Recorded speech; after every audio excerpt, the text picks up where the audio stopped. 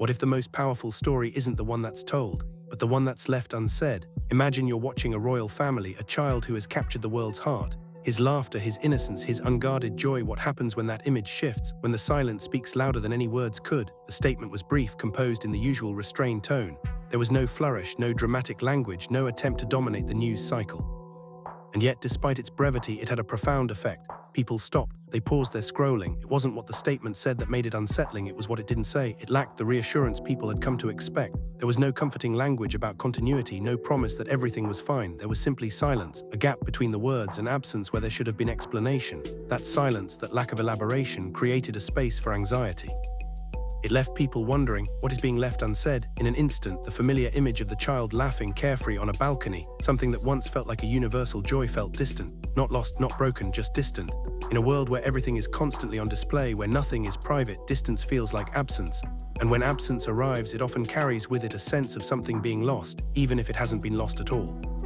When it comes to children, we believe we know them. We watch their faces on screens, we hear their voices, we form attachments to the images we see, projecting our own feelings of warmth, joy, and affection onto them. We think we understand who they are, even when in reality we are only observing them from the outside. And this is where the unease begins. Because when a child's life is on display, when they are constantly visible, we forget that they are still just children. They are not symbols.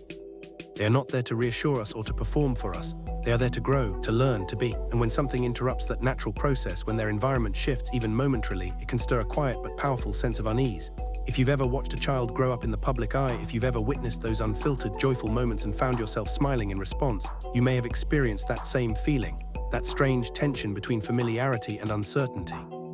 It's a tension that becomes more pronounced when anything changes. This is why the silence felt so heavy. It wasn't about what was happening in the moment. It was about the implications of that silence. It was about the gap it left behind, a gap that for many was filled with questions that went beyond the specifics of the statement, questions about the nature of privacy, about the weight of growing up in the public eye, about the unspoken expectations placed on children who are visible before they even know who they are. To understand why this silence felt so heavy, we need to step away from the immediate situation and think about the broader context.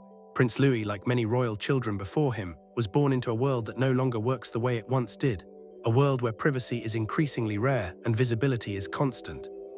By the time Louis arrived, the monarchy had already crossed an invisible threshold. Gone were the days when royal children could be shielded from public scrutiny, when their childhoods unfolded behind closed gates, away from the prying eyes of the world. Now we live in an age of instant footage, an age where every moment is captured, analyzed, and shared. A world where every smile, every frown, every gesture is turned into content. It's a world where the lines between public and private, between childhood and performance, are increasingly blurred. Earlier generations of royal children were seen, but only sparingly. Their appearances were planned, rare, and tightly controlled. What the public knew came through formal portraits and carefully curated reports.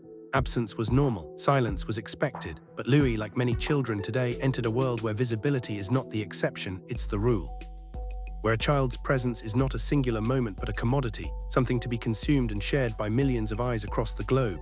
And here's where things get complicated. While public attention is often described as harmless or even affectionate, it is in fact far heavier than we realize. It's not about malice, it's about the nature of visibility itself. In a world where children are constantly in the public eye, their lives, however small, are not their own. Every smile, every laugh, every gesture is a reflection not of the child's true self, but of the projections, the assumptions, and the desires of the public. The public doesn't just see a child, they see a symbol, they see continuity, they see tradition, they see reassurance. They project their own desires for stable, for joy onto that child. They see what they want to see, and in doing so, they forget that this child is not a symbol. They are not a representation of everything that is right and good in the world. They are simply growing up. They are developing, learning, and trying to make sense of their world, just like any other child. But here's the catch. The more visible a child is, the less room they have to grow without being watched. Their moments become fractured. What should be a spontaneous, unstructured play becomes a performance. What should be a quiet moment of joy becomes content. And the danger of that is not in the attention itself, but in the pressure it places on the child. It's not about the child being overly scrutinized.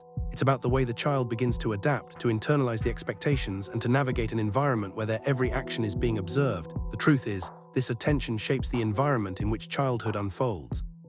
It alters the background noise of growing up.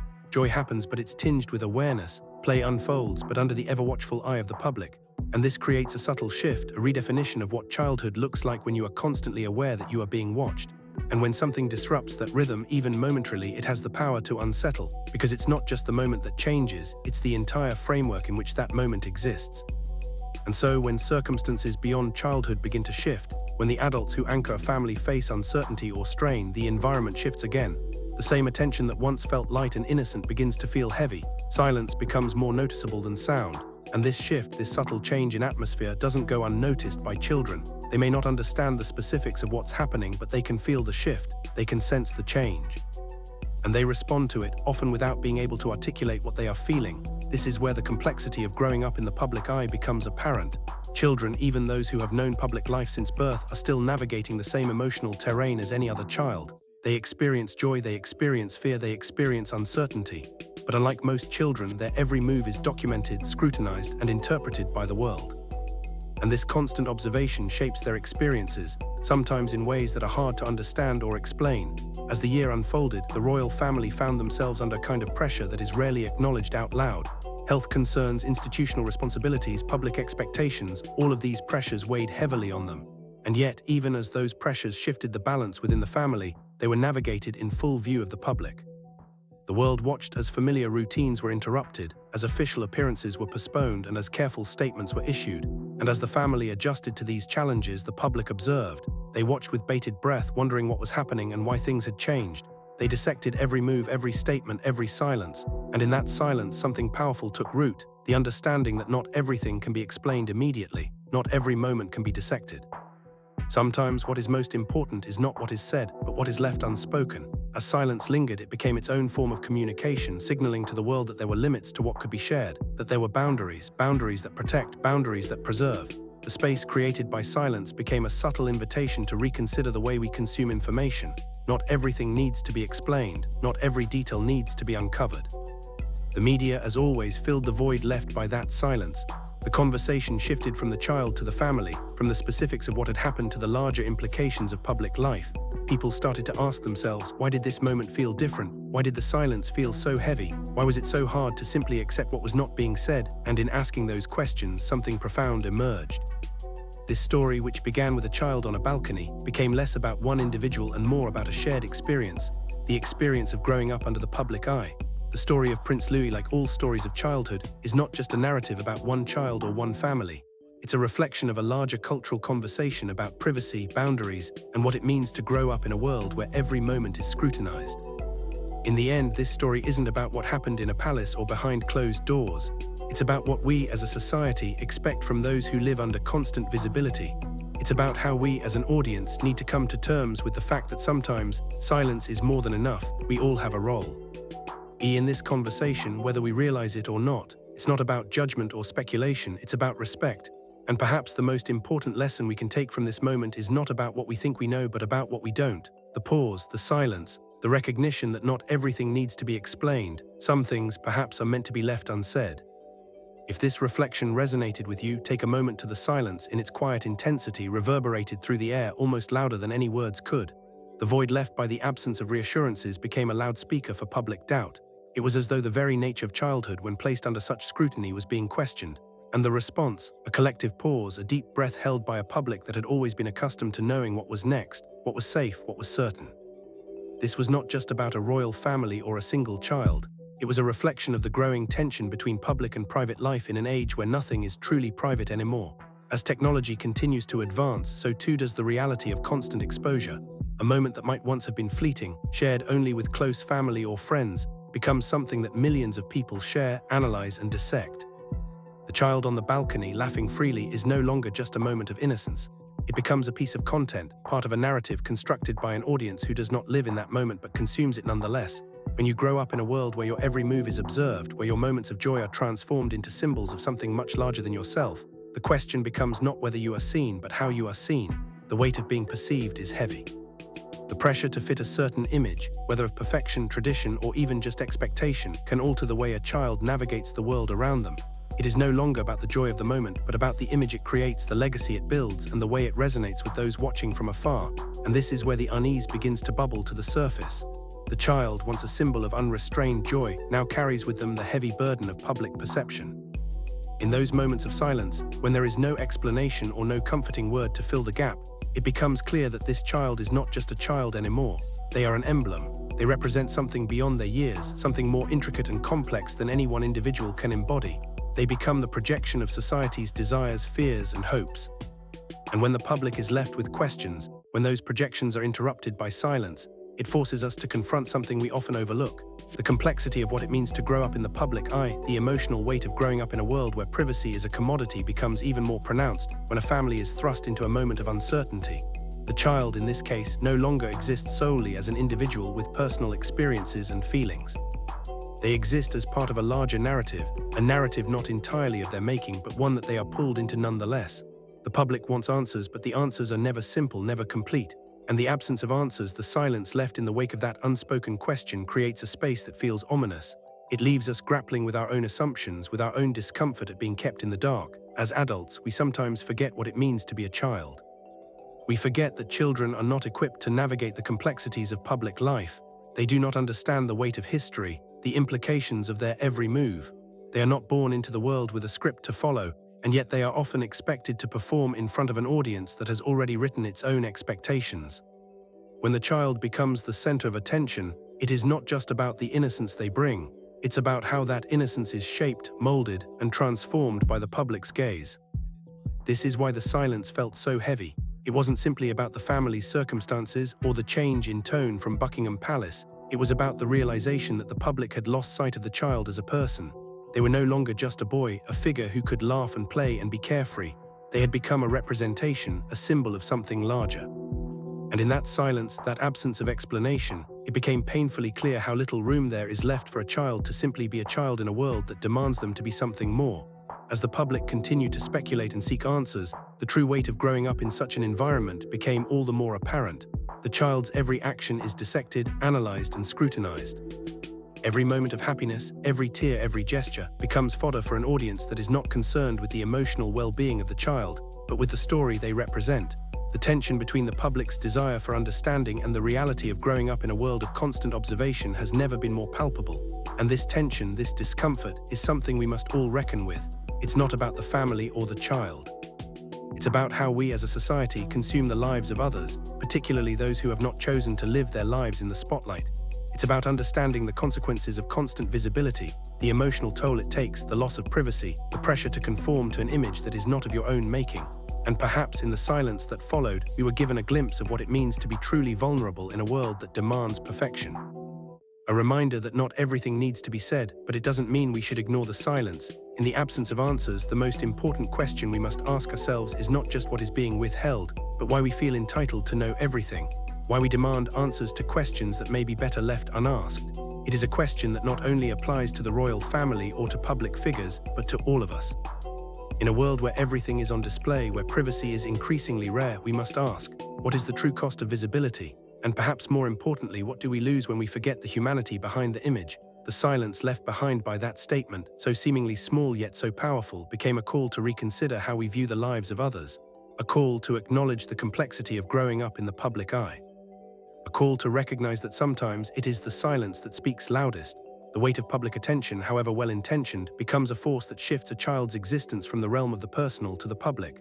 A child like Louis is no longer just a child in the eyes of the public. They become the embodiment of larger narratives. They represent continuity in a monarchy, stability in a time of uncertainty, a reassurance that despite the complexities of life, there are constants. Child is expected to embody these ideals, not as a conscious choice, but because society needs them to. But what happens when the reality of growing up doesn't fit neatly into these expectations? What happens when the innocence of a child's laugh, the lightheartedness of their play, is scrutinized, dissected, and transformed into something far more loaded than it ever was intended to be? The public, in their quest for continuity and tradition, forgets the essential truth: a child is not a symbol. They are not there to fulfill the public's need for stability. They are there to live, to grow, to experience the world on their own terms. But when those terms are influenced by the expectations of an entire nation, those simple experiences become fraught with pressure. The transformation of a child's natural growth into public spectacle is not malicious, but it is profoundly limiting. When every moment of a child's life is captured, interpreted, and turned into content for the world to consume, it changes the nature of childhood itself. The child's development is no longer a private journey, it is one that unfolds in full view of the public eye. And as we watch this development, we project our own needs and desires onto the child. We want them to remain innocent, carefree, and pure. but in doing so we forget that they are above all human. This tension between the public's desire to see continuity and stability and the child's need for space to grow without the weight of the world's expectations creates a subtle but powerful conflict. The public may never intend harm, but the very act of watching, interpreting, and consuming every aspect of a child's life changes the course of their development. Children, at their core, need room to explore their world without constantly being interpreted, analyzed, and shaped by others. They need the freedom to make mistakes, to experience joy and sorrow without the weight of symbolism pressing down on them. In the case of Prince Louis, this tension is laid bare. As a royal child, he was born into a family with a rich history and immense public scrutiny. His every moment of joy, every innocent gesture became a piece of the larger royal narrative. But that narrative, though built on tradition and continuity, has a cost. The cost is the loss of privacy, the inability to simply exist without becoming a symbol of something much larger than oneself. And so, when the public silence fell, when the statement from Buckingham Palace was issued with a certain restraint and ambiguity, it felt heavy. It felt heavy because it was a reminder of the tension between what we expect to see and what we are allowed to see. The child's laughter, once a moment of shared joy, became a part of something larger, something distant, something that no longer belonged only to the child. And in that silence, we were left to confront our own assumptions, our own projections, and our own role in shaping the lives of those we only observe. For the public, the silence created space for unease. It made us ask questions about the nature of privacy, the pressure of being watched, and the impact of growing up in the spotlight. It reminded us that not everything is ours to interpret, not every moment belongs to the public, and not every child is there to reassure us. Some moments, some silences are best left untouched, because it is in these moments that we are reminded of the humanity behind the image. The public, though often well-meaning in their concern, began to fill that silence with their own interpretations. They speculated, they analyzed, they projected. They tried to make sense of the gap, the absence, the momentary shift. And in doing so, they turned what should have been a private family matter into something of public consumption. But the real power of silence lies in its ability to make space for something that is often overlooked: empathy. When information is withheld, when clarity is not immediately provided, the public is forced to sit with uncertainty. They can no longer rely on immediate explanations or comfortable reassurances. Instead, they must reflect on the situation, consider the human element, and question their own assumptions. Silence in this context becomes an invitation to think deeply, to acknowledge the weight of the unknown, and to respect the boundaries that are set in place, not as a form of evasion but as a gesture of care. This process of filling the gap with interpretation is not a new phenomenon. It happens every time a story is left untold or a detail is left unsaid. But in this case, it feels especially poignant because it involves children. Children, in their innocence and vulnerability, do not have the same tools as adults to navigate the public gaze. They do not have the ability to filter out the noise of constant scrutiny. They experience the world differently, and that difference is not something that can be easily understood through the lens of adulthood. The silence created by the royal family's decision to withhold information served as a moment of collective reflection. It encouraged the public to step back and ask not just what was happening, but why it was happening and how it was being communicated. It challenged people to reconsider the role of children in the public eye. Should they be subject to the same level of scrutiny as adults? Should they be expected to perform for the public, to play a role in a larger narrative that is beyond their understanding? And perhaps most importantly, it asked the question: how do we balance the public's right to know with the child's right to grow without the weight of the world constantly on their shoulders? This moment of silence didn't just expose the fragility of the public's perception of the royal family. It highlighted a much larger conversation about privacy, boundaries, and the expectations placed on children who live their lives in full view of the world.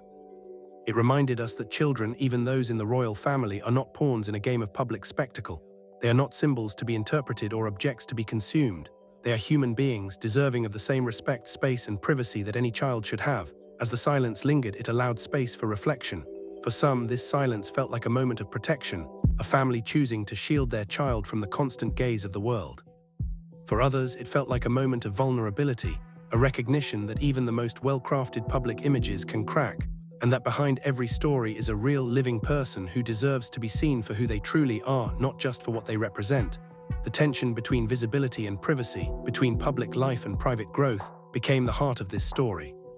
The royal family's decision to withhold details wasn't just a communication choice, it was a statement about the need for boundaries.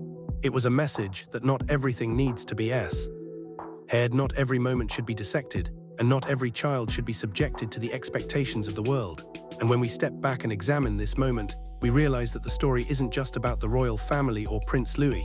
It's about the way society views children in the public eye.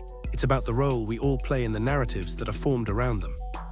It's about the tension between care and control, between empathy and scrutiny, and the recognition that silence can be as powerful as any statement. In the end, this story is a reminder that there is a responsibility that comes with watching, interpreting, and consuming the lives of others, especially when those lives belong to children. The decision to respect boundaries, to allow space for privacy, and to offer empathy in place of speculation is not just a gesture of care, it is a fundamental act of humanity. And as we reflect on this, we are invited to consider the weight of our own gaze, the impact of our own projections, and the importance of offering children the space to grow and become, without the burden of expectation and observation hanging over them. This moment, as small as it may seem, serves as a powerful reminder of the delicate balance between public and private life. It asks us to reconsider how we view children in the public eye, and to remember that above all, they are not symbols, they are people. And people deserve the space to grow in their own time without the weight of the world shaping their every move. Now I want to hear from you. What do you think happens when the public eye gets too heavy for a child to bear? How do we as a society balance the need for privacy with the fascination we have with public figures? Drop your thoughts in the comments below and let's start a conversation. And if you found this exploration of silence and visibility thought-provoking, make sure to subscribe for more deep dives like this one. Stay curious, stay reflective, because in a world of constant noise, sometimes the most powerful message is the one that isn't said.